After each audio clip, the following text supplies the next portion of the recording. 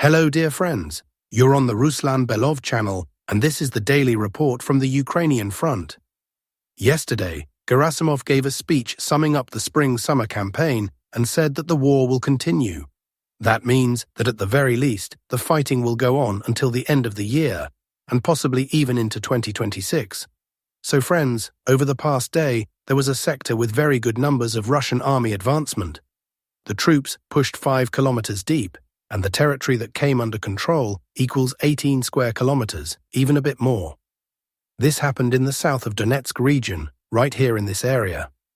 This entire sector of 18.3 square kilometers came under Russian control over the past 24 hours. In general, what happened was actually expected. But what was unexpected, you know what? That by the end of the battles, the village was not being held by a Ukrainian garrison, but by Colombian mercenaries. A video appeared online showing how Russian fighters here found the body of a dead Colombian. Altogether, in Kamyshevaka, Russian troops eliminated as many as 15 Colombians. So that's how things are. The Russian army is fighting less against Ukrainian troops now and more against Colombian mercenaries. Now, what does the capture of Kamyshevaka mean in terms of prospects? First of all, it opens the possibility of advancing into Dnipropetrovsk region from another direction.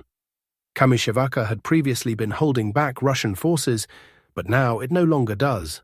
That means already next week battles may begin for a new village in Dnipropetrovsk region, Ternov. Combined with the recently taken Zaporozhske, this will then allow pressure on Berezove, which is relatively large in size, at least large compared to the neighboring villages. By the way, already yesterday artillery drones were hitting this village quite heavily. Moreover, I'll tell you something else. It's not highlighted here, but Russian troops are also advancing into Novoselka. This is about 4 kilometers from confirmed positions. Thanks to this progress, yesterday, for the first time during the fighting on this sector, an FPV drone strike was carried out on the town of Pokrovske, not to be confused with Pokrovsk. This Pokrovska is actually an urban-type settlement, but essentially a small town with a population of 10,000. And now, thanks to Russian advancement into Dnipropetrovsk region, it is already within FPV drone range. From this side, the sector we've just discussed allows Russian forces to advance quite well and deeply into Dnipropetrovsk region.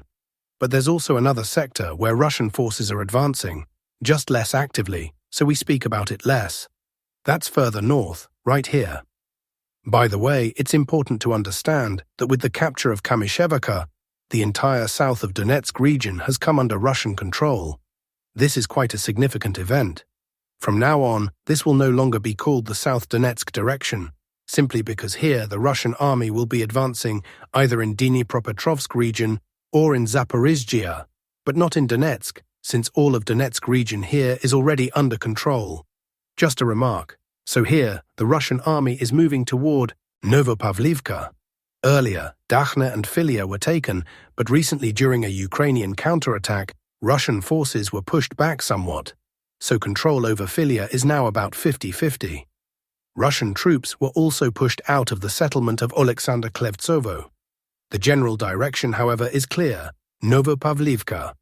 And importantly, news came yesterday, so far just reports without footage, that Russian forces began actively moving toward Novo Pavlivka from the east. They advanced along a tree line and penetrated about 1.5 kilometers. Also, Russian troops cleared out some positions and pushed beyond the border into Dnipropetrovsk region. So I understand that the task has indeed been set to reach and possibly take control of Novo Pavlivka. That will be no easy task, of course. The village is huge. Just look. It's about the size of 4 towns like Rodinske. Plus, it is divided by a river, which complicates things further.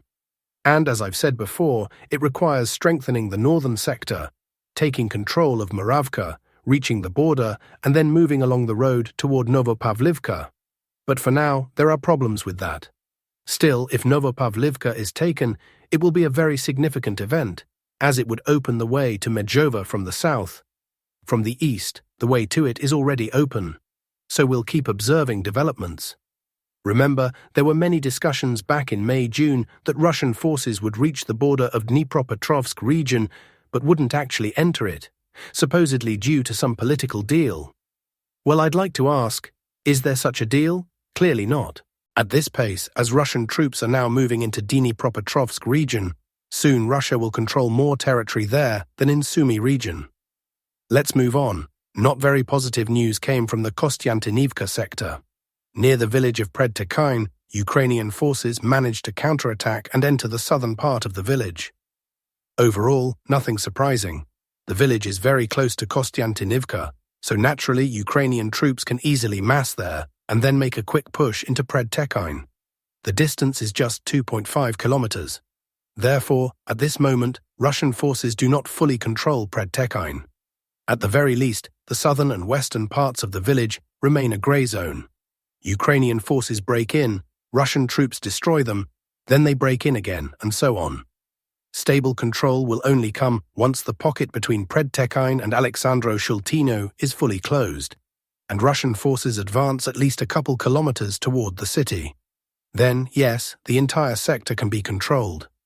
As for Novo, there is still not a single piece of footage proving control, even though it's been 3 days since the capture was announced. So suspicion arises that we're dealing with yet another capture on credit. And as history shows, such credits always end badly. At the same time, good news came from the Lyman sector. Russian troops managed to bypass Chandriholov and cut the road between it and Derelov.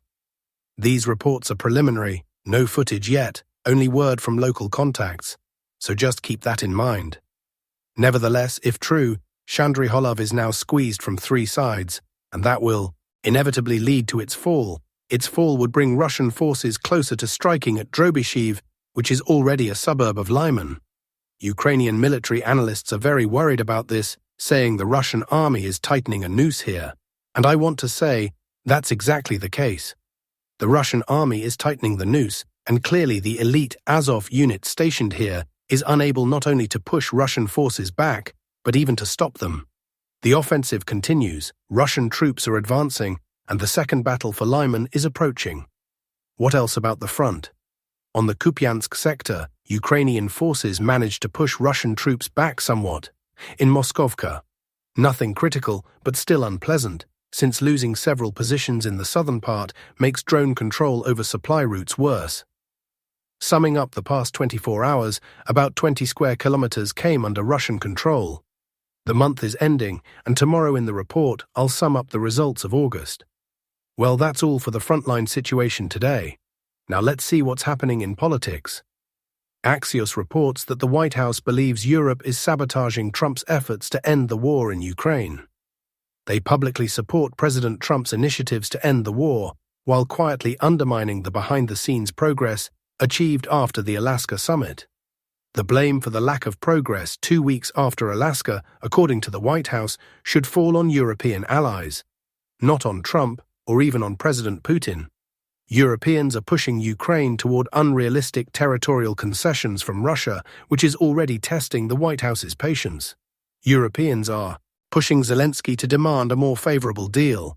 This maximalist approach, which only worsened the war, is being criticized by Trump's inner circle, according to the outlet. European countries want the US to bear the full cost of the war, while not intervening themselves, said a White House source. By this, they mean the EU's demand that the US impose secondary sanctions on China and India, while Europe itself is reluctant to do so, fearing damage to its own economy. We'll just sit back and watch, let them fight for a while, and then we'll see how it turns out, said an official. Trump accuses Europe of derailing progress. Trump stated that a trilateral meeting between him, Zelensky and Putin will take place, though he expressed doubts about a bilateral meeting. 30,000 turned into a handful of instructors.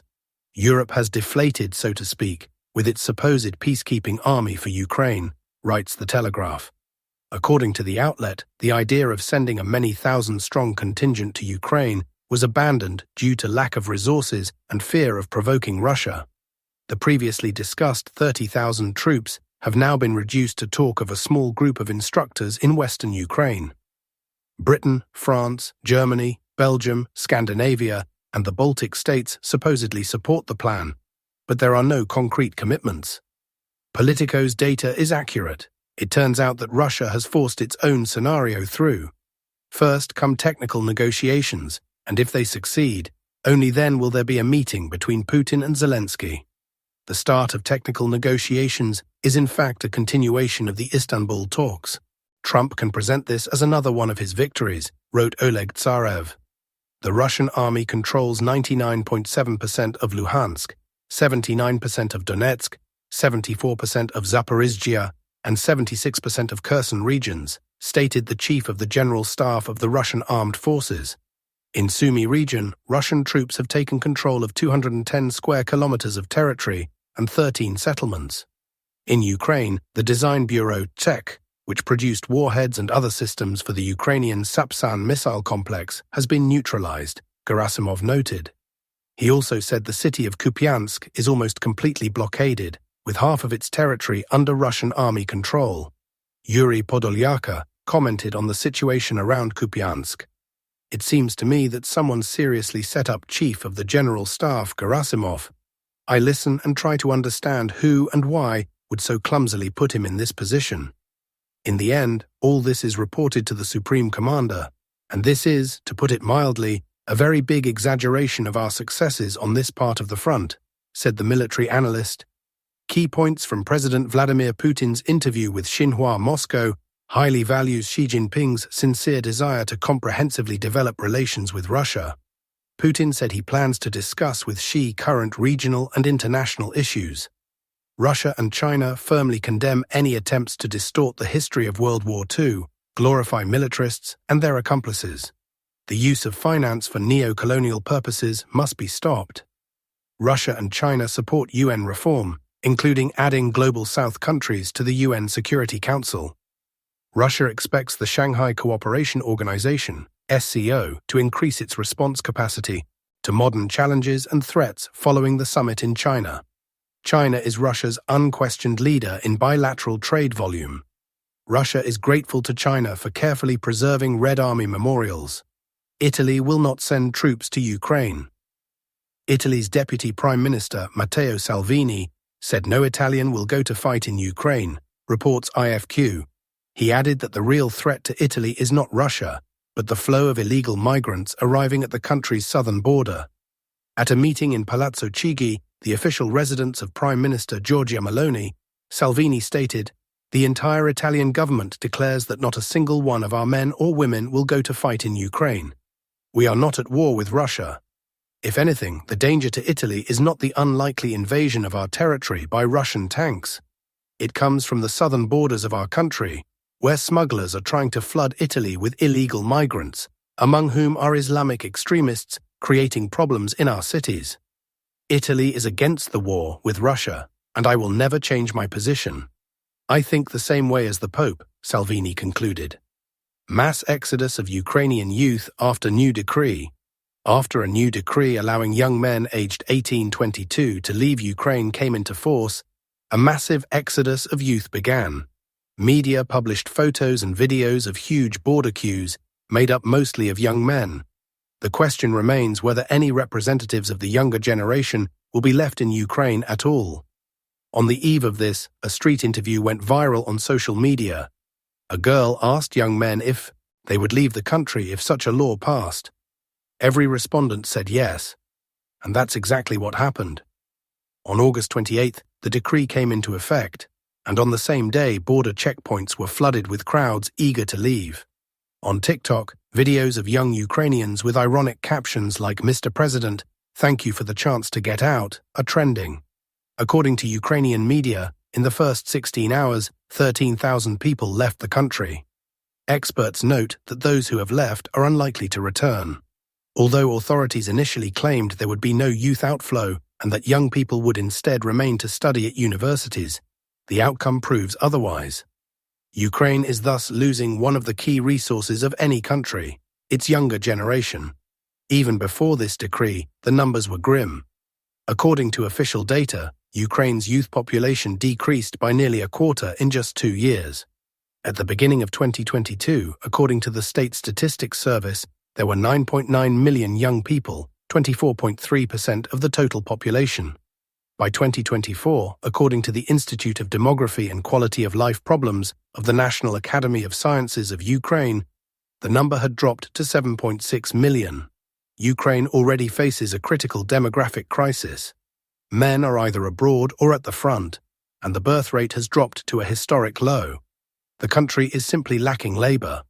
Ukrainian media report that 74% of companies now face a shortage of workers. Women remaining in the country are being retrained for traditionally male professions. Mechanics, drivers, machinists. Economist Alexei Zubets told MK, "This current exodus of young men is another nail in the coffin of Ukraine's economy and demographics. Ukraine no longer has an economy, and it has already passed the demographic point of no return. The birth rate is extremely low, and women are leaving, especially young women of childbearing age who find it very easy to settle abroad. This is living human capital, which European countries desperately need. When a tree is sawed halfway through, it starts to fall. At the start of its fall, it may appear to stand still, but in reality, it has already fallen. The same goes for Ukraine's demography and economy. It has no economic prospects. What will remain is a raw materials sector and agriculture. The population needed for such an economy is 10 to 15 million people. So Ukraine's demographic and economic collapse has already happened. It just needs to manifest in practice, which will take a few years. The story of youth leaving, the expert said, is really about suppressing internal protests. He explained that young people not yet of mobilization age cannot be pressured, while others can be mobilized. If they protest, they can be taken and sent to the army. With the youth, such a mechanism doesn't work, and they protest quite actively. This has nothing to do with the economy or the war. This is preventive suppression of protests, Zubets stressed.